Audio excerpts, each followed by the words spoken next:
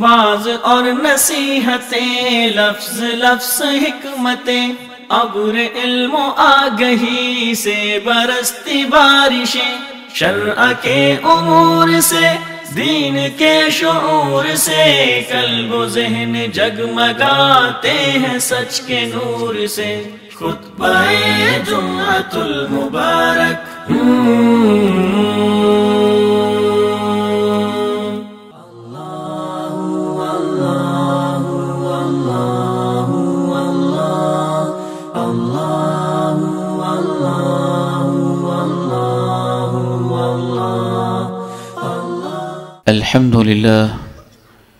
الحمد لله نحمده ونستعينه ونستغفره ونعوذ بالله من شرور أنفسنا ومن سيئات أعمالنا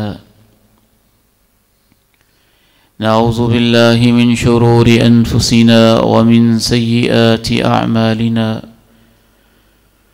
أشهد أن لا إله إلا الله وحده لا شريك له وأشهد أن محمدًا عبده ورسوله صلى الله عليه وعلى آله وصحبه وسلم اللهم صل على محمد وعلى آل محمد كما صليت على إبراهيم وعلى آل إبراهيم إنك حميد مجيد اللهم بارك على محمد وعلى آل محمد كما باركت على إبراهيم وعلى آل إبراهيم إنك حميد مجيد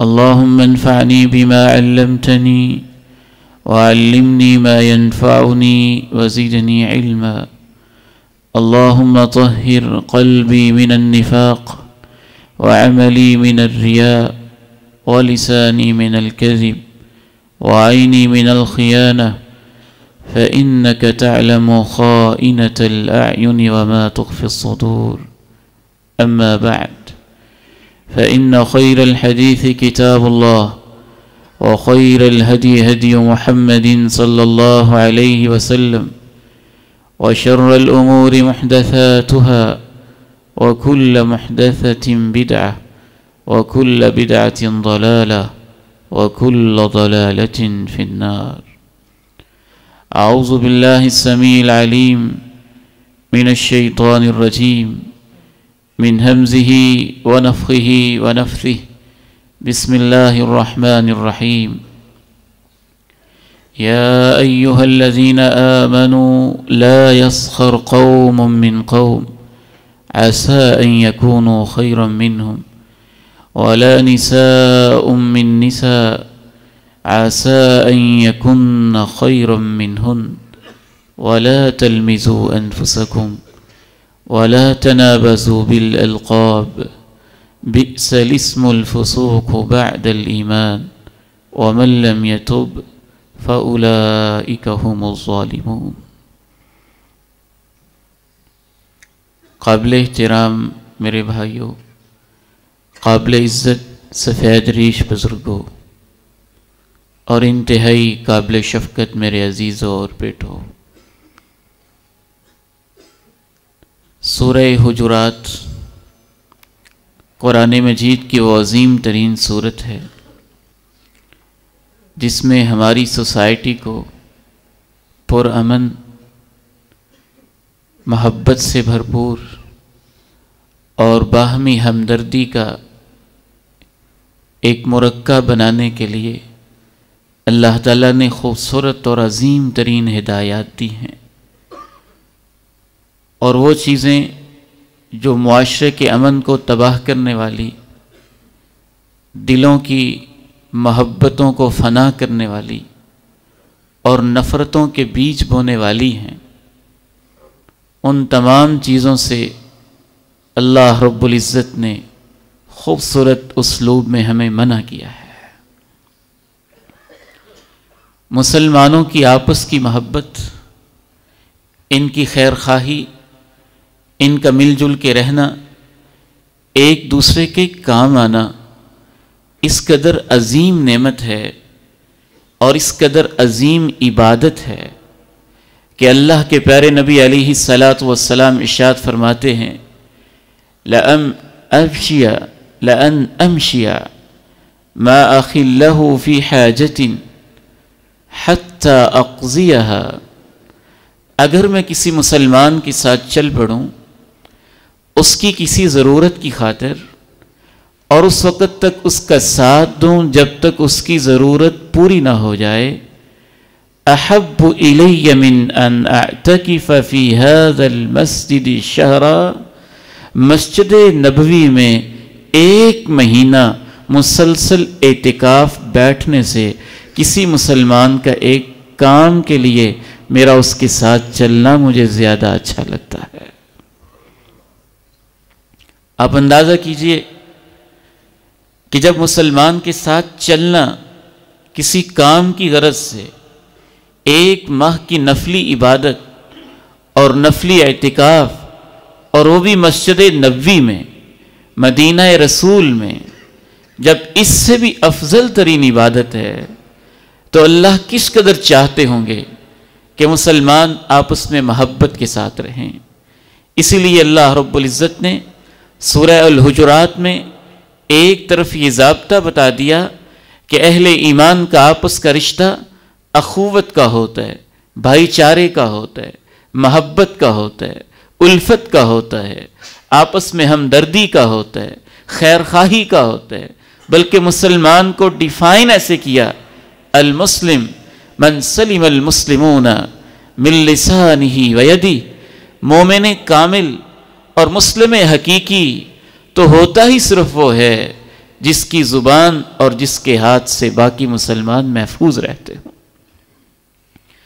تو اللہ رب العزت نے ایک بنیادی ہدایت جو اس آیت مبارکہ میں دی، ایک آیت کی تفسیر اور اس کا ایک حصہ، اس کی وضاحت آج آپ کے سامنے پیش کی جائے گی۔ اس کا پہلا حصہ ایک خطبہ جمعہ میں میں واضح کر چکا ہوں کہ ایک دوسرے کا مذاق نہ اڑاؤ۔ اے ایمان والو، لا یسخر قوم من قوم، ایک دوسرے کا مذاق نہ اڑاؤ، عسیٰ ان یکونوا خیرا منہم، ممکن ہے جن کا مذاق اڑایا جا رہا ہے وہ مذاق اڑانے والوں سے بہت بہتر ہوں۔ ولا نساء من نساء، عورتوں کا مذاق نہ کیا کریں، عسیٰ ان یکن خیرا منہن، ممکن ہے جن عورتوں پہ پھپتیاں کسی جا رہی ہیں وہ مذاق کرنے والیوں سے اللہ کے ہاں بہت بہتر ہوں۔ اور دوسری تعلیم اس آیت مبارکہ میں یہ ہے وَلَا تَلْمِزُوا أَنفُسَكُمْ، اس پہ آج ہم نے رکنا ہے۔ وَلَا تَلْمِزُوا أَنفُسَكُمْ، اپنے آپ کو تانے نہ دیا کرو، اپنے آپ کو تانے نہ دیا کرو۔ وَلَا تَنَابَزُوا بِالْأَلْقَابِ، اور ایک دوسرے کو برے ناموں سے کال نہ کیا کرو، بلایا نہ کرو۔ بِئْسَ الِاسْمُ الْفُسُوقُ بَعْدَ الْإِيمَانِ، تم اہل ایمان ہو، ایمان لانے کے بعد تو ایسے فسق و فجور والی چیزوں کا نام بھی برا ہے۔ وَمَن لَّمْ يَتُبْ فَأُولَٰئِكَ هُمُ الظَّالِمُونَ، اور جو میری ہدایات کے باوجود توبہ نہیں کریں گے تو ایسے لوگ ظالم ہوں گے۔ یہ تانے نہ دیا کرو اپنے آپ کو، یہ کیا ہوتا ہے؟ عربی زبان میں لمز کا لفظ استعمال ہوا ہے، لا تلمزوا انفسکم، اپنے آپ کو تانا نہ دیا کرو۔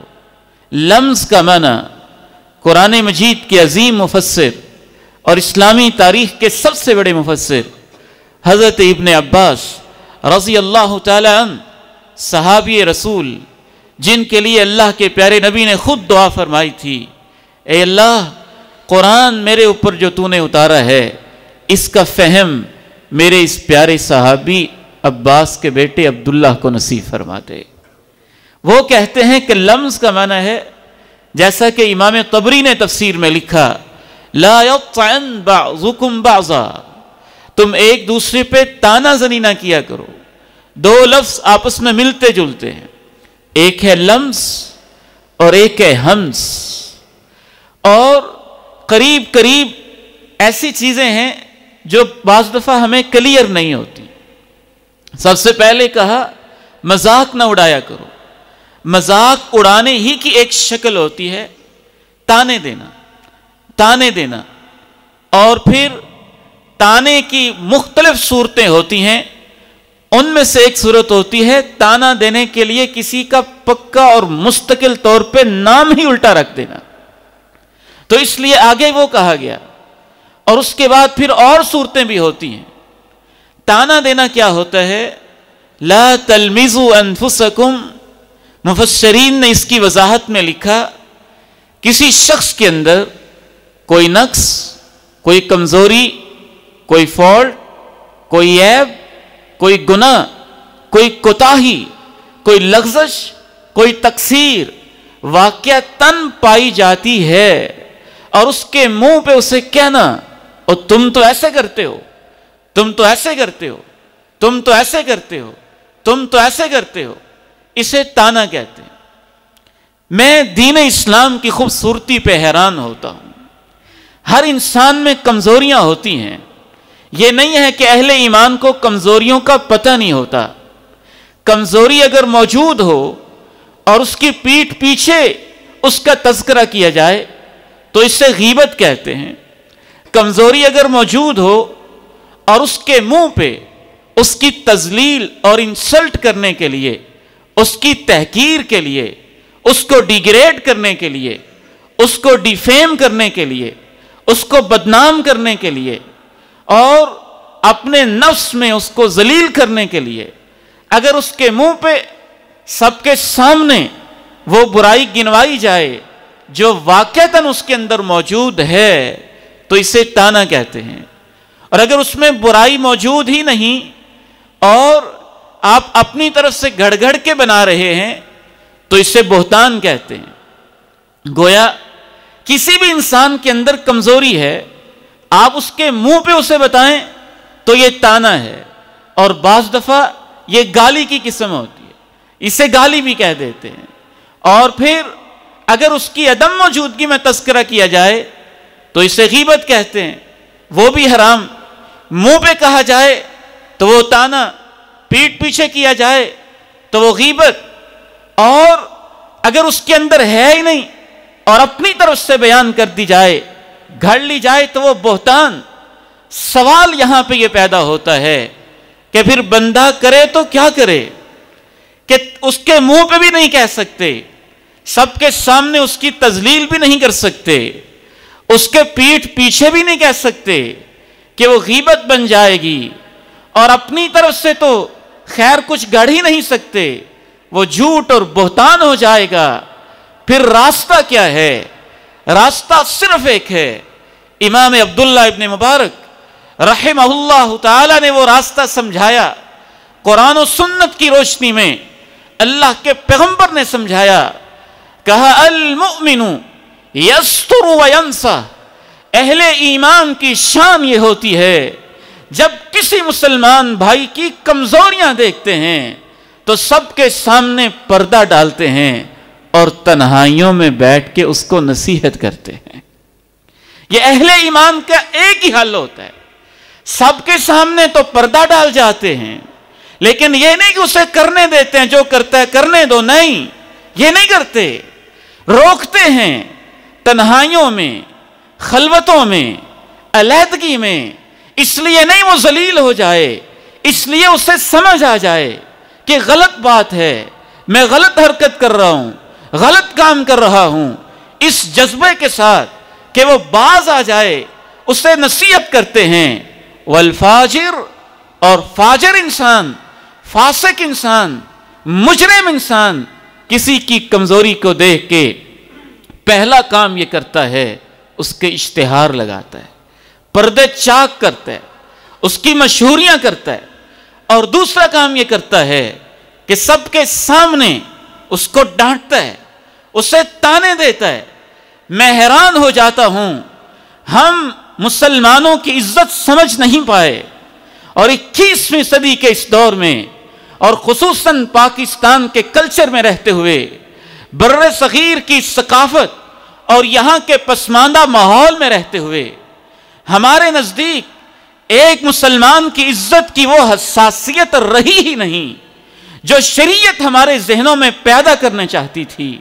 حجۃ الوداع کا موقع ہے، زندگی کا حاصل ہے، مسلمانوں کا سب سے بڑا اجتماع ہے.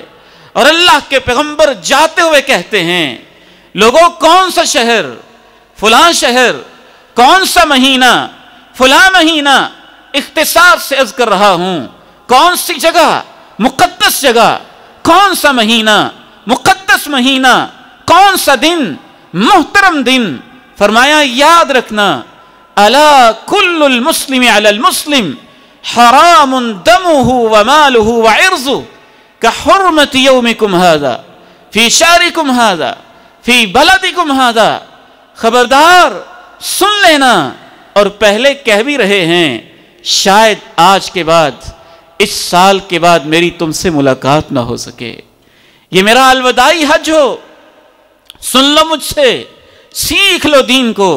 اور جو سکھا رہے ہیں اس میں یہ بھی کہہ رہے ہیں ہر مسلمان کی عزت، ہر مسلمان کا مال اور ہر مسلمان کا خون تمہارے لیے ایسے ہی قابل احترام ہے جس طرح یہ شہر، یہ مہینہ اور یہ دن قابل احترام ہے. صحیح بخاری کی حدیث ذرا اٹھائیے، واضح ہوگا کہ تانا دینا کس حد تک ناجائز ہے، کس حد تک ناجائز ہے. زنا کتنا بڑا جرم ہے، بے حیائی کتنا بڑا جرم ہے، فحاشی کتنا بڑا جرم ہے. اور صحیح بخاری میں اللہ کے پیارے نبی ارشاد فرماتے ہیں اذا زنت امۃ احدکم، اگر تم میں سے کسی کی لونڈی ہو، اس نے اپنی پاکٹ سے خریدی ہو، اس کی پیمنٹ کی ہوئی ہو، کوئی آزاد عورت نہیں، کسی کی عزت نہیں، کسی کی خاص جو آزاد عورتوں والا ایک خاص مقام ہوتا تو اس معاشرے میں وہ والی نہیں. لونڈی کے بارے میں کہہ رہے ہیں زر خرید جس کی تم نے قیمت ادا کی.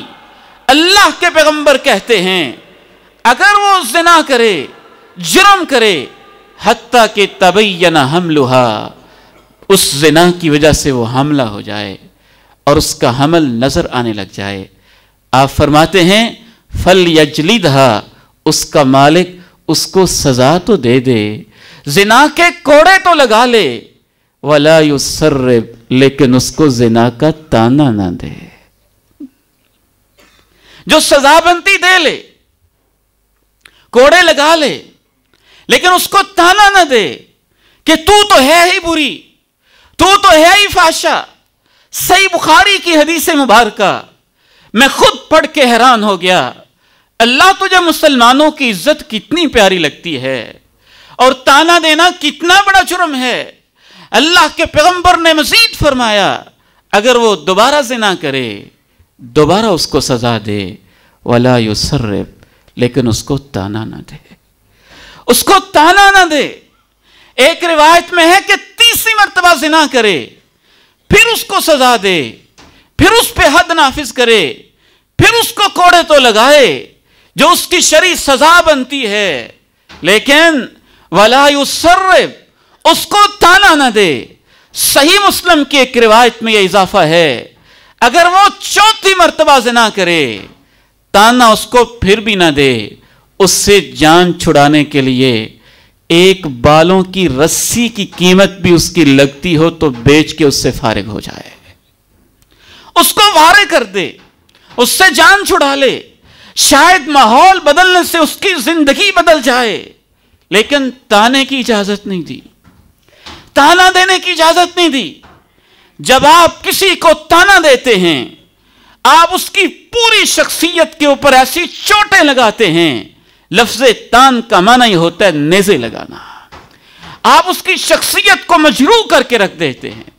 کبھی کبھی آپ اس کے لیے توبہ کے دروازے بند کر دیتے ہیں اور آپ یہ سمجھ رہے ہوتے ہیں کہ تو ہے ہی چور، تو ہے ہی فسادی، تو ہے ہی ڈاکو، تو ہے ہی زانی، تو ہے ہی چور، تو ہے ہی کرپٹ، تو ہے ہی خائن. یہ جب ہم تانے دیتے ہیں چاہے اپنے بچوں کو دیں، چاہے اپنی بیوی کو دیں، چاہے اپنے رشتہ داروں کو دیں، چاہے اپنے ملازموں کو دیں، چاہے اپنے نوکروں کو دیں، تو ہم در پردہ یہ کہہ رہے ہوتے ہیں کہ تو ایسے ہے اور ایسے ہی رہے گا. تو ایسے ہے اور ایسے ہی رہے گا. ہم اس کی تربیت نہیں کر رہے ہوتے, ہم تو اپنا غصہ نکال رہے ہوتے ہیں اور اس کو ذلیل کر رہے ہوتے ہیں, اس کی انسلٹ کر رہے ہوتے ہیں, اس کی شخصیت پہ نیزے برسا رہے ہوتے ہیں اور اس کے دل پہ چھریاں چلا رہے ہوتے ہیں. اور بعض دفعہ تانا دینا اس لیے بھی کبیرہ گناہوں میں ہو جاتا ہے. امام ابن قیم الجوزیہ رحمہ اللہ فرماتے ہیں, تانا دینے والا انسان در حقیقت یہ کہہ رہا ہوتا ہے, میں پاک صاف ہوں, تو گندا ہے. میں تو بڑا پاک صاف ہوں, میں نے تو کبھی یہ جرم کیا ہی نہیں, میں نے تو کبھی گناہ کیا ہی نہیں, میرے اندر تو کوئی فالٹ ہے ہی نہیں, میرے اندر تو کوئی نقص ہے ہی نہیں, تو مجرم ہے, تو پاپی ہے, تو ایسے ہے, تو ایسے ہے. امام ابن قیم الجوزیہ رحمہ اللہ تانا دینے والے کی شخصیت کا پردہ چاک کرتے ہوئے ایک اور پرت کھولتے ہوئے لکھتے ہیں کہ تانا دینے والا انسان بالعموم تکبر کا مریض ہوتا ہے, وہ اپنے آپ کو بڑا سمجھتا ہے. ایک چوتھا فیکٹر اس کے حرام ہونے کے اندر یہ چیز بھی شامل ہوتی ہے کہ تانا دینے والا انسان بالعموم دوسرے انسان کی کوئی عزت تسلیم کرنے کے لیے تیار نہیں ہوتا ہے. وہ اس کو حقیر سمجھ رہا ہوتا ہے, وہ اس کو ذلیل سمجھ رہا ہوتا ہے, وہ سمجھ رہا ہوتا ہے کہ اس کا بھی کوئی مقام ہے, اس کا بھی کوئی سٹیٹس ہے. میرے محترم بھائیوں اور بزرگوں, نامعلوم ہمیں کیا ہو گیا ہے, ہم کس وادی میں رہتے ہیں, شریعت سے ہم کتنے دور ہو چکے ہیں. ہم سمجھتے ہیں کہ تانے سے اصلاح ہو جائے گی, میں اس کو تانا دوں گا, اس کی بےزتی کروں گا, اس کی تذلیل کروں گا تو اس کی اصلاح ہو جائے گی. قطعاً نہیں. پہلا حل تو یہ ہے کہ آپ پردہ پوشی کریں اور اس کو نصیحت کریں. دوسرا حل کیا ہے, اگر اس کی کوئی سزا بنتی ہے تو جو سزا قانونی, شرعی, اخلاقی, عرفی طور پہ بنتی ہے, اگر سمجھتے ہیں سزا دینے ہی سے اصلاح ہوگی تو آپ سزا بھی دے سکتے ہیں, لیکن آپ کو تانا دینے کی اجازت نہیں ہے.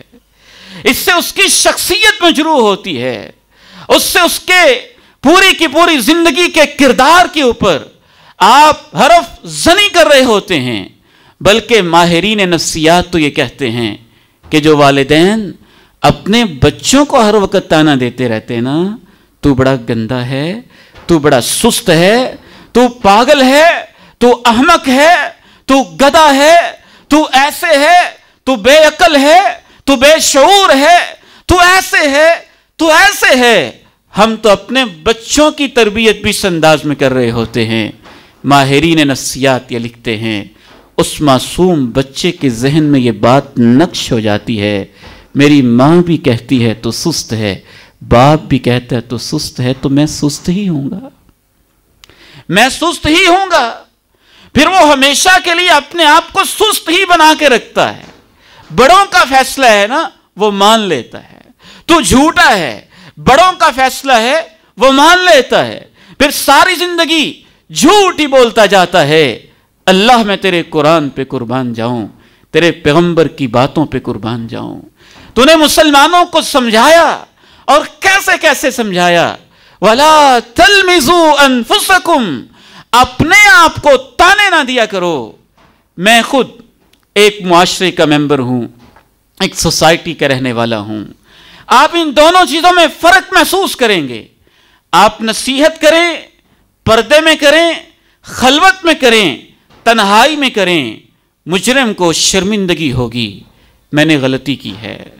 اس کی پیشانی عرق آلود ہوگی, وہ اپنی غلطی کا اعتراف کرے گا, اور اگر اس کا ضمیر زندہ ہے تو اصلاح کی کوشش کرے گا. اگر آپ سزا دیں گے تو اس کو سزا مل جائے گی, بعض لوگوں کی ایسے اصلاح ہو جائے گی. اگر آپ اس کو تانا دیں گے تو اس کی اصلاح نہیں ہوگی, الٹا جتنے آپ نے تانے دیے ہیں تیار رہیں, اتنے واپس بھی آئیں گے. جتنی آپ نے باتیں کر لی ہیں اتنی وہ آپ کے بارے میں کرے گا, اور ہر صورت میں کرے گا. اس کے منہ میں بھی زبان ہے.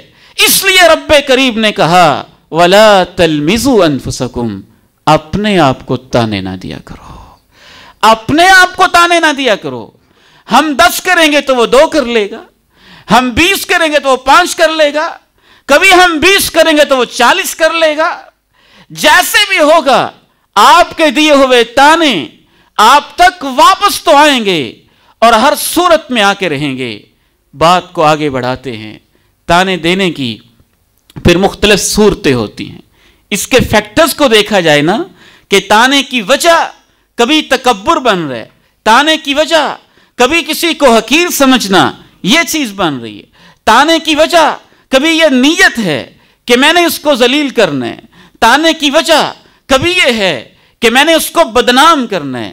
جب یہ سارے فیکٹرز مل جاتے ہیں تو مفسرین کا فیصلہ ہے کہ تانا دینا رب کریم کے نزدیک کبیرہ گناہوں میں اس کا شمار ہوتا ہے.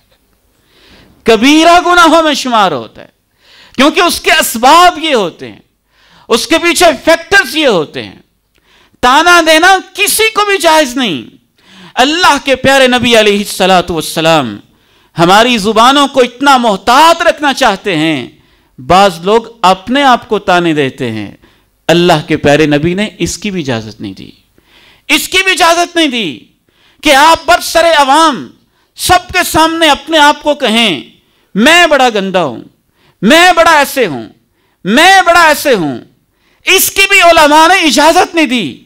اور کمال کی وجہ لکھی, وجہ یہ لکھی کہ بالعموم جو انسان بھرے مجمع میں اس طرح کے الفاظ بولتا ہوتا ہے اس کا کبھی کبھی مقصد یہ ہوتا ہے کہ سارا مجمع کہے نہیں تم تو بڑے نیک ہو, تم تو بڑے نیک ہو.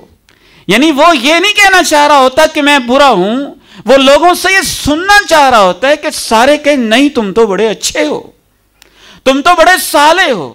یہ کہنے تنہائیوں میں کہو, یہ کہنے رب سے کہو, خلوتوں میں کہو, علیحدگیوں میں کہو, راتوں کو اٹھ کے کہو, اعتکاف کے خیموں میں کہو, اپنی تنہائیوں میں کہو. اللہ کے پیارے نبی علیہ الصلوۃ والسلام الفاظ میں بھی ادب سکھانا چاہتے ہیں. آپ نے 2 ٹوک ارشاد فرمایا لا یقل احدکم خبثت نفسی, میری امت کے لوگوں یہ نہ کہا کرو میرا نفس بڑا خبیث ہے.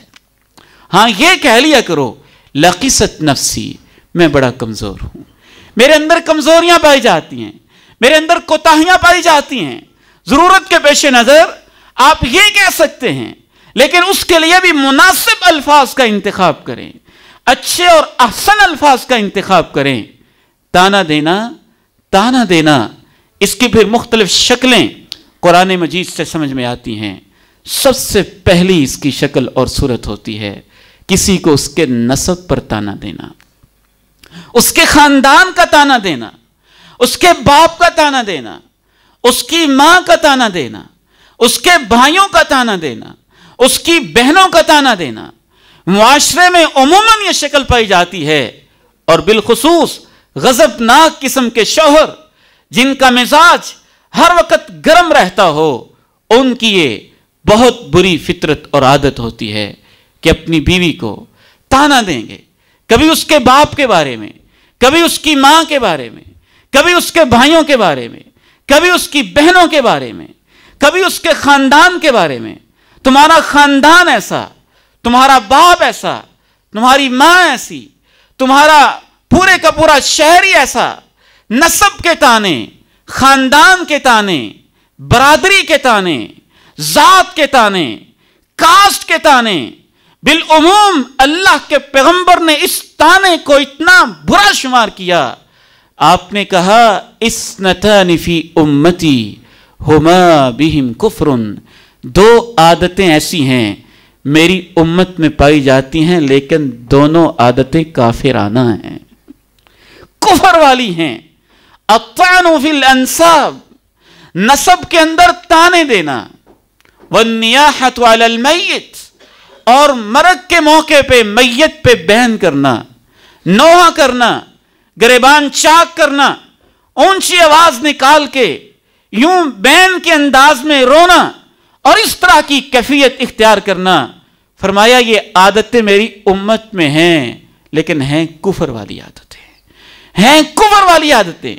جناب ابو ذر رضی اللہ تعالی عنہ تشریف لا رہے ہیں، خوبصورت پوشاک پہنی ہے، جیسے اپنی ہے ویسے ہی غلام کی ہے۔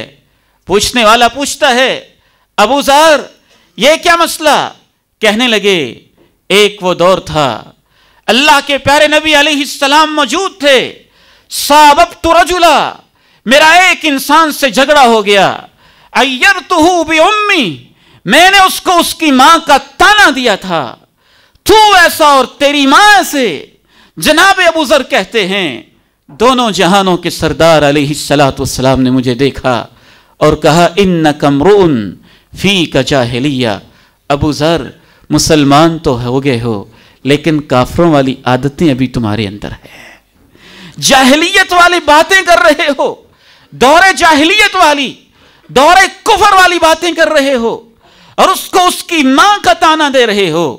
خصوصاً ہم بر صغیر کے لوگ اور ہندوستان کے سابقہ باسی اور ہندوؤں کے ہمسائے ہیں، اور ہندو سماج پورے کا پورا ذات پات کی تقسیم کے اوپر مبنی تھا، برہمن، کھتری، ویش اور شودر، 4 ذاتوں کی تقسیم قانونی، عرفی، سماجی، مذہبی، معاشرتی، معاشی ہر لحاظ سے اس ظالم معاشرے نے یہ تقسیم کر دی تھی، اور اس تقسیم کے اثرات آج تک ہمارے معاشرے میں پائے جاتے ہیں۔ کسی سے کوئی کمزوری ہوئی، تیری تو ذات ہی ایسے ہے، تو ہے ہی کمی، تو ہے ہی کمین، تو فلاں برادری کا ہے، تو فلاں ذات کا ہے۔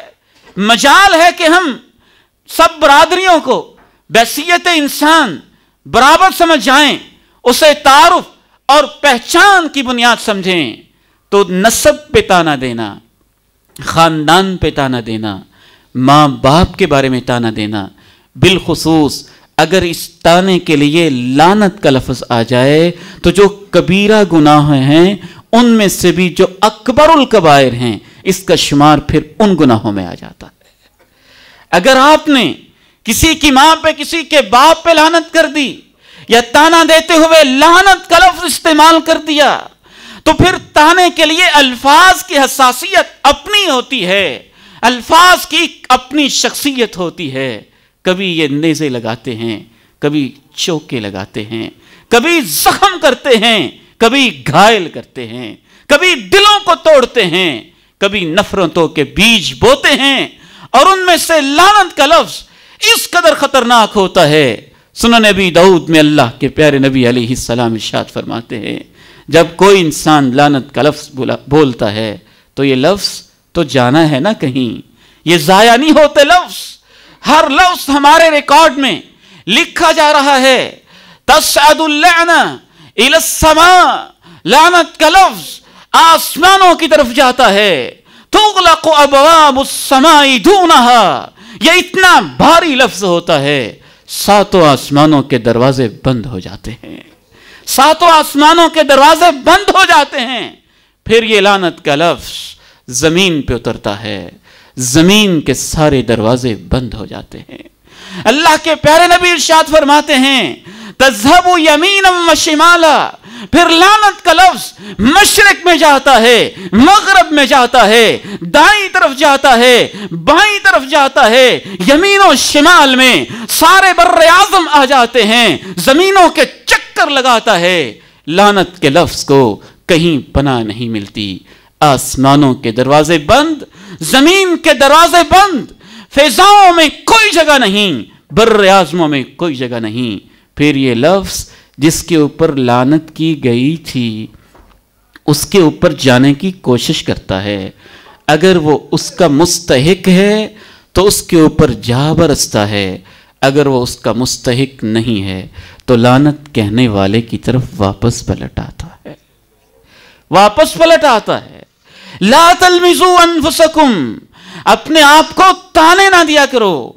تانا دینے کی دوسری بدترین صورت ہوتی ہے ذات برادری کے بعد کسی انسان کو اس کے گناہوں کا تانا دینا، اس کی کمزوریوں کا تانا دینا، اس کے اندر چھپے ہوئے مختلف خلقی اور خلقی جو عیب ہیں ان کا تانا دینا، رنگت کا تانا دینا، رنگ کا تانا دینا، قد کاٹ کا تانا دینا، شکل و صورت کا تانا دینا، موٹاپے کا تانا دینا، دبلے پن کا تانا دینا، نحیف و نزار ہونے کا تانا دینا، یا اس کو چوری کا، برائی کا، ڈکیتی کا، حتیٰ کہ کفر کا، شرک کا، جس سے وہ توبہ کر چکا ہے اس کا تانا دینا، اور سابقہ زندگی اس کو یاد کروا کے کہنا، دیکھا ہے کتنا حاجی ہے، تو وہی ڈاکو ہے نا جو ڈاکے ڈالتا تھا، تو وہی زانی ہے نا جو ایسے کیا کرتا تھا، تو وہی یہودی ہے نا جو یہودیوں کا سربراہ ہوا کرتا تھا،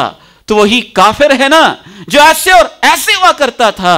برائیوں کے تانے دینا، حتیٰ کہ سابقہ زندگی کے کفر اور شرک کے تانے دینا، دین اسلام اس کی بھی اجازت نہیں دیتا ہے۔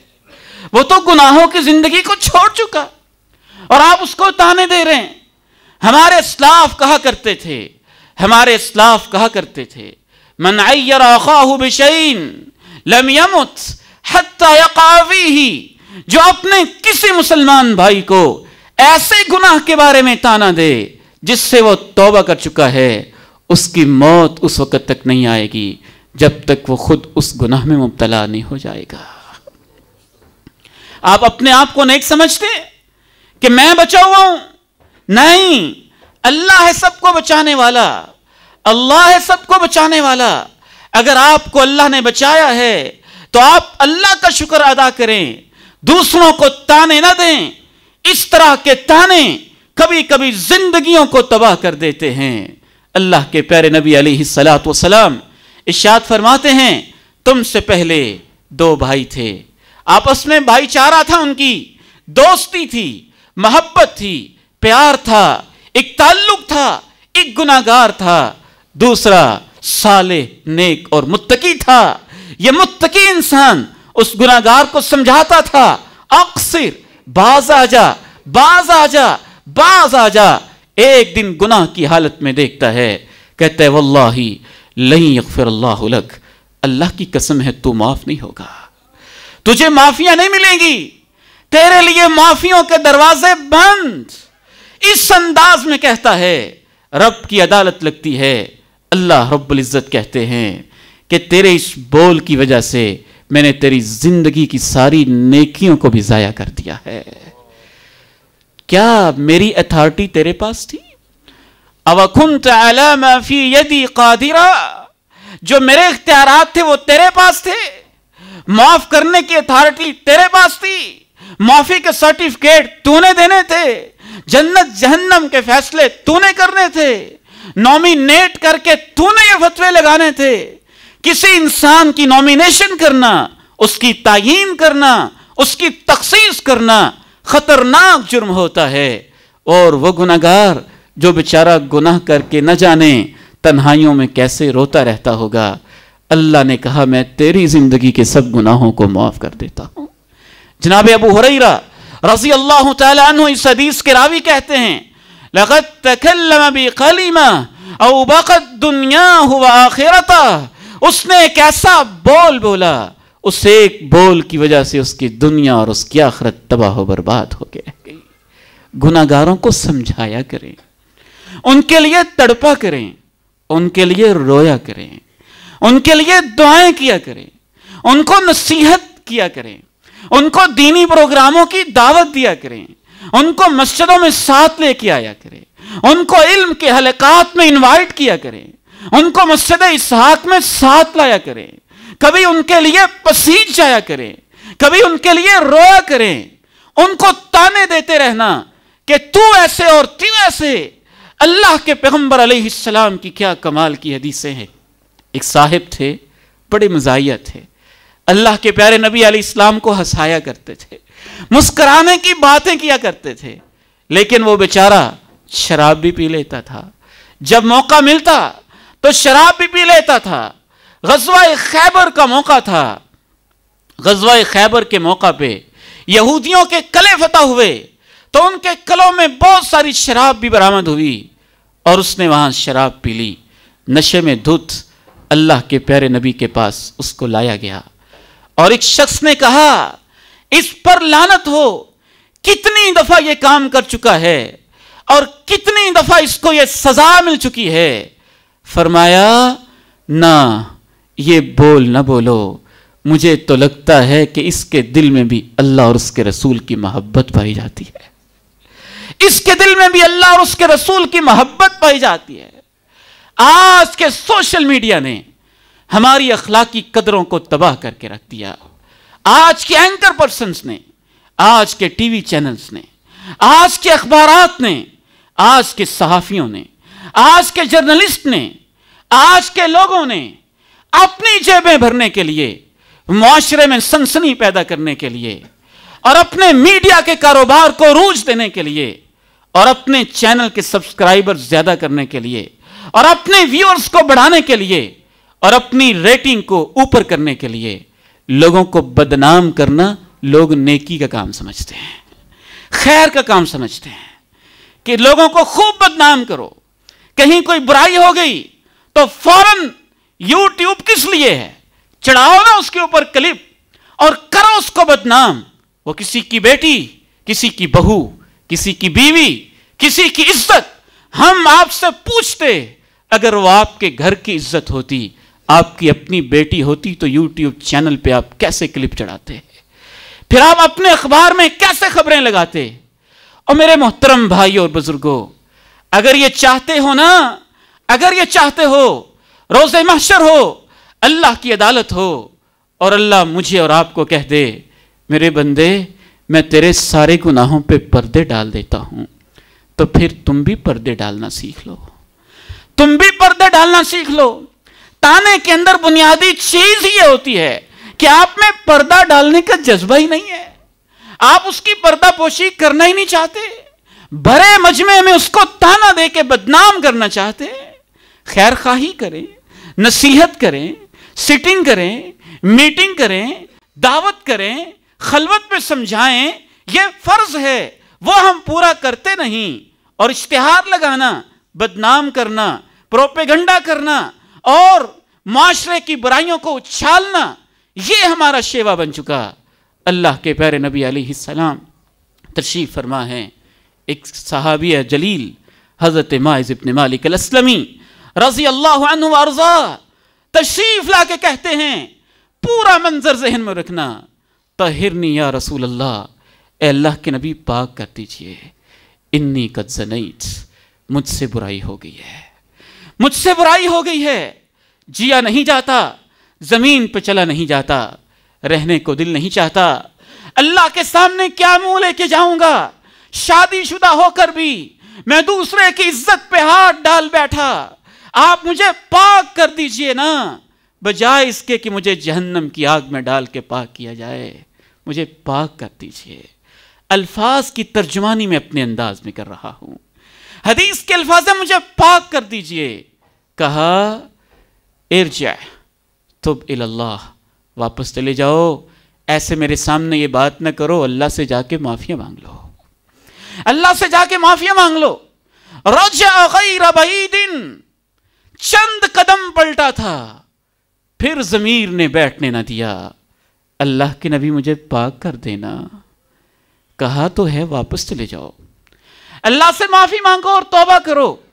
چند قدم گیا، پھر واپس پلٹ آیا، 3 دفعہ واپس کیا، چوتھی دفعہ بھی ایک روایت کے مطابق واپس کیا، اور پھر یہ 4 طریقے ہو گئے نا پردہ ڈالنے کے، واپس بھیج کے کہہ رہے ہیں یہ تمہارا رب کا معاملہ ہے، معافی مانگو، توبہ کرو، اللہ معاف کرنے والا ہے، رب کے ساتھ سودے کرو، بڑی محفل میں اپنے پردے کیوں چاک کرتے ہو؟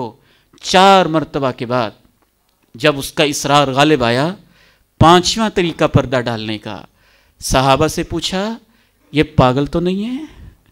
ابھی ہی جنون، پاگل تو نہیں ہے، دیوانہ اور مجنون تو نہیں، یوں ہی آ کے کہہ رہا ہو؟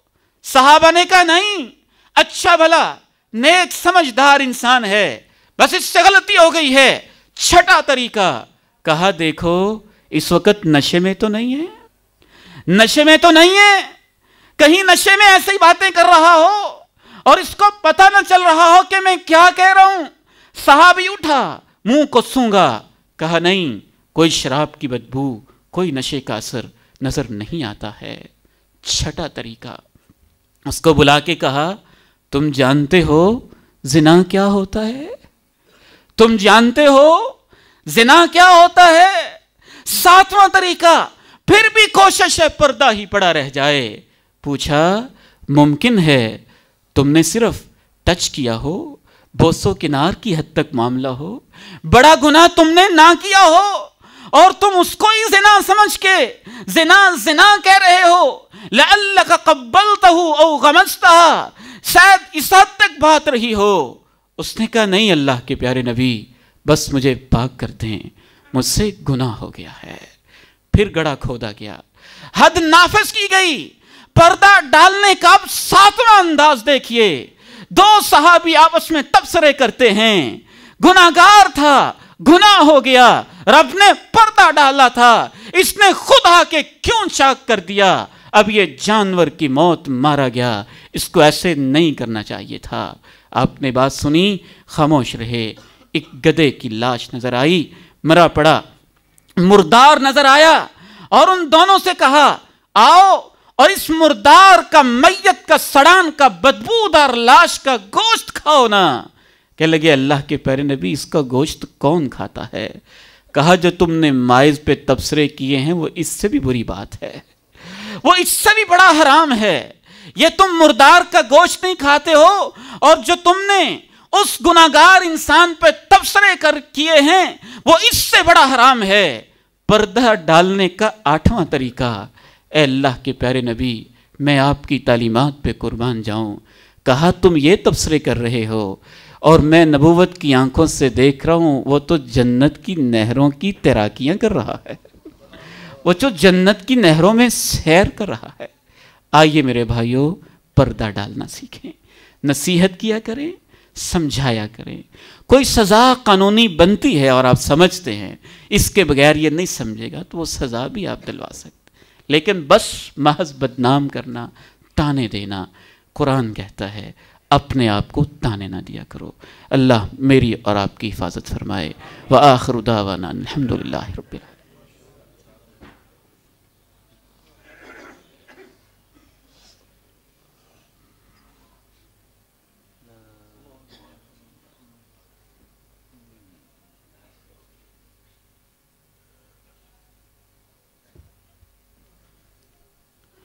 الحمد لله نحمده ونستعينه ونستغفره ونعوذ بالله من شرور أنفسنا ومن سيئات أعمالنا، أشهد أن لا إله إلا الله وحده لا شريك له، وأشهد أن محمدا عبده ورسوله صلى الله عليه وسلم۔